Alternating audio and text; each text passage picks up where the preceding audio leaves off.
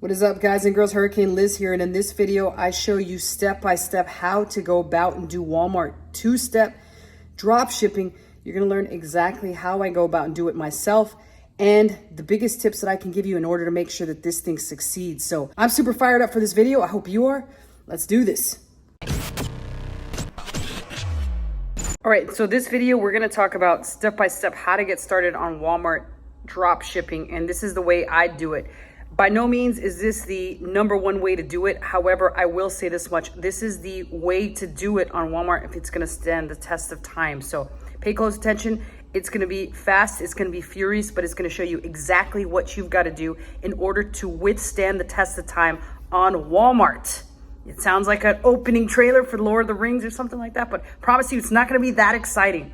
So let's go ahead and jump into it. But before I did want to jump into it, I just want to remind everyone that my email is below in case you want some extra help doing it yourself and or you want full-on automation, hands off. You're just lazy. You just want to be a couch potato. I get it. Look where I'm at. I'm on my couch.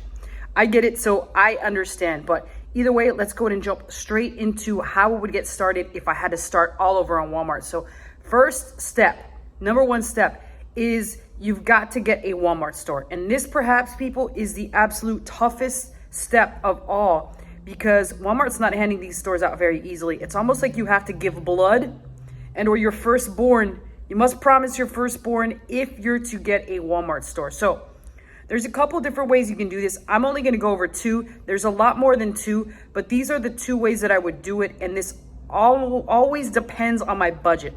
So first off, if you're bootstrapping the entire project, obviously you shouldn't be doing that because towards the end of this, you're going to have to start buying products. So you got to have some budget. But let's say you want to give it a shot at just trying to get approved the natural way. The way I would go about this is have at least one LLC, right? One LLC that it doesn't really matter. Maybe you're doing some other work on it and maybe it's not solely dedicated to e-commerce. That's fine. It could be an older one. It could be a newer one. It doesn't matter. And then just straight up apply to sell on Walmart. So all you got to do is Google apply to sell on Walmart and look for this link here. Sign up Walmart Seller Central, and it opens up a page that looks like this. And you're just going to fill out the application process. Now, typically when people get to this step, they overthink things because there's certain slots that Walmart asks you to provide information for, like a DUNS number, a URL to an Amazon store, a URL to an external store. They ask for things like that. Don't even worry about those things. You're going to need, yes, an LLC, an EIN, your name, your information, things like that. But that's it. You don't have to have the DUNS number. You don't have to have the external store URL. That doesn't matter. I've seen noobs get approved with just this limited amount of information, which on the other hand, I've seen people that have made millions of dollars on on Amazon. They apply for this with all that shit where they got the DUNS, they got everything that you can imagine. They've got an FBI profile set up to show that they're legit. They got a product in a Whole Foods store, and they get declined. So it's better giving it a shot like this, as in recent weeks, I've seen a lot of noobs just come to me and say, like, I just got approved. And I question them and I say, well, what exactly did you put on the application?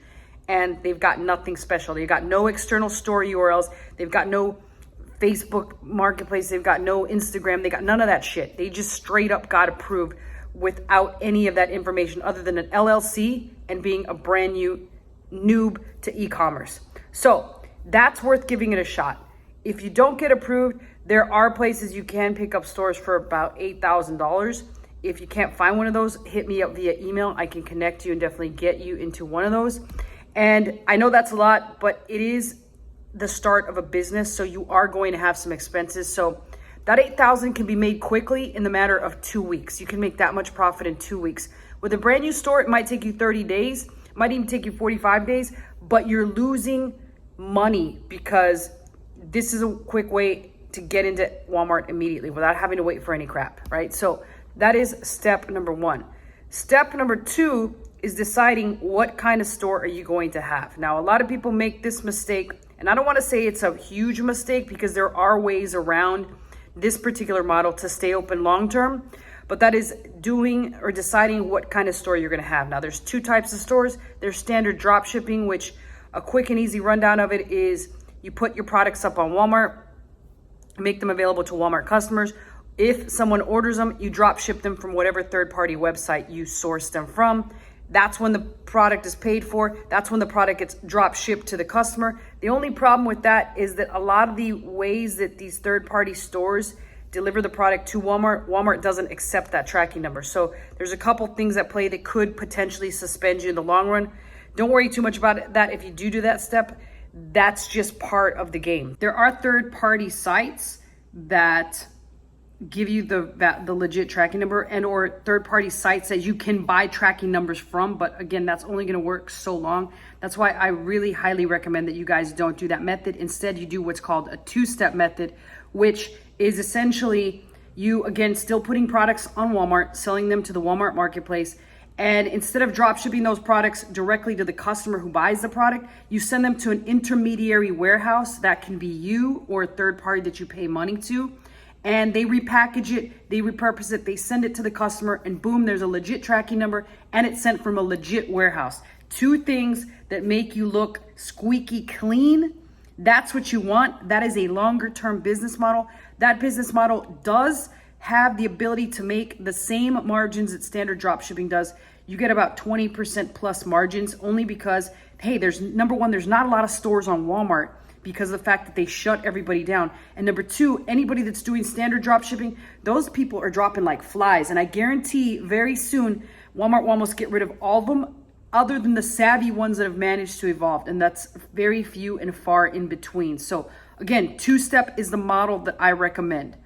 So the third thing that you want to be considering here is estimating what your product is going to cost shipping wise, as well as sourcing. So we're going to go both over those two right now. The first is finding the right products to sell. And that's as simple as using a third-party sourcing software, something like OA Genius Gravity is what I'm using here, but you can really use any of them. That's just the one that I prefer to use. I will put a link below in the description in case you want to get a hold of that. And it's as simple as finding a department that you want to go into. You can obviously do this manually and or hire people to do this manually, meaning they just go back and forth between Amazon and Walmart. And that's the longer method. It takes a lot more time, but it's also, since there's nobody's doing it with software, you get a lot better finds. But this quick and easy way will just be going to the lowest type product that you can. So I'll give you the example. I'm here in electronics. Let's say that I wanted to go specifically to an electronics and software. Let's say I want to go to Fitbit, and I want to go to the Fitbit section. And now you'll notice that there's 297 Fitbit in wearable technology. Now I'll just open this up, and I'll put my settings in here, which are my filters here and my settings. And on my settings, I've got that I want Walmart Marketplace, and in my filters, I've got maximum sales rank of 300K, 40% profit margin so that there's some margin built in. And then all I got to do is hit apply, and it's going to start to work here. It'll start to show here what percentage it's worked on, and you can close this out, and it'll start to pull data and show you what it finds. Now, you'll notice that there's a total of 30 so far. However, it said that there was 297.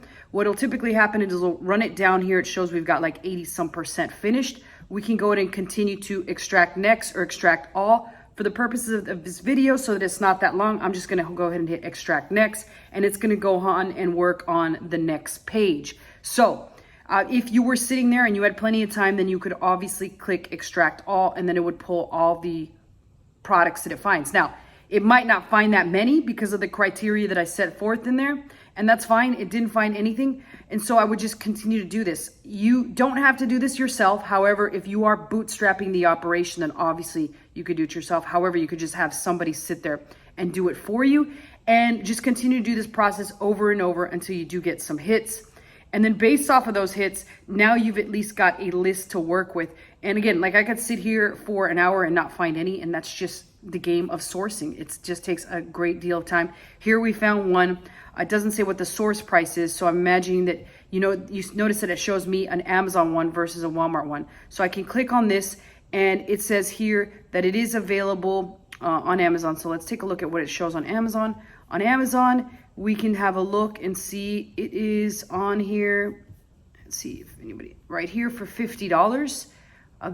That's a newer version. So it doesn't even look like it's in stock. So sometimes that'll happen. I don't see that it's available. but that's more or less how you would go back and forth. You want to first check on Amazon, then verify what it sells for on Walmart. You can see here on Walmart, it's $79. And if it fit the criteria, you could put it on your buy list and just check it off right here. You can add it to your buy list, and this will add it to their other piece of software that kind of does all the inventory for you and checks back and forth if the product is readily available. This is OA Genius Sage, but I would just add it to the buy list right here.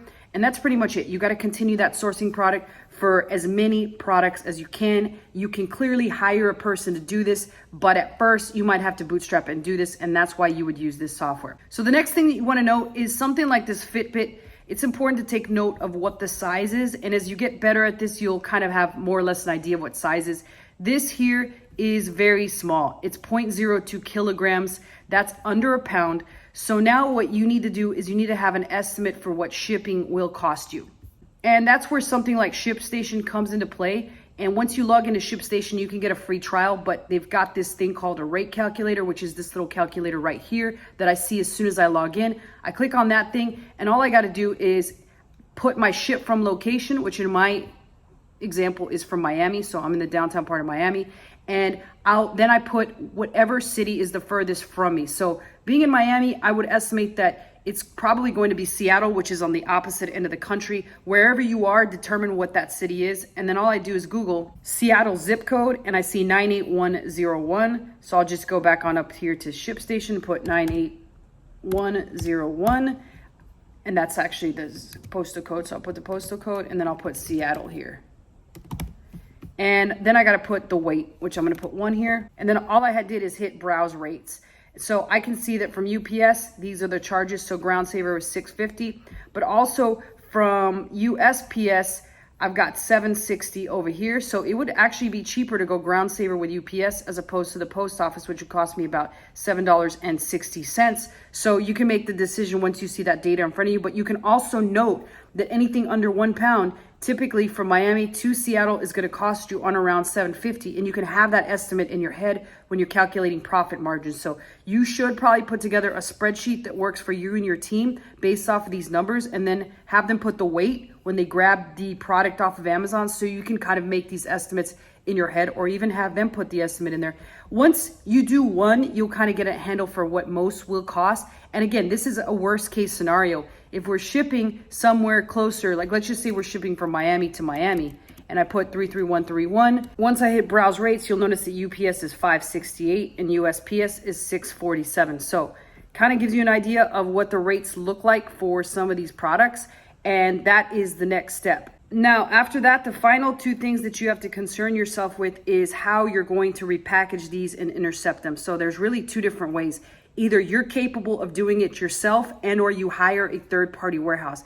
Now, there's a lot of third-party warehouses that you can go out there and Google for, and they're typically charging about $3 to process each package. And even with the $3, yes, there is still room to make money. So keep that in mind. However, if you're having trouble finding one, just use my email below and ask me, and I'll connect you with one.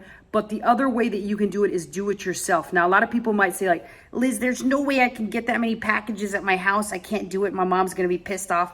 All right, that's fine. There is a way to go around that. And the way that you do that is through the use of Amazon locker boxes. So when you're at checkout, instead of sending it to your house, like if you live at a condo or a high rise, instead of doing that, send it to the locker box, and then you just have to go by and pick them up.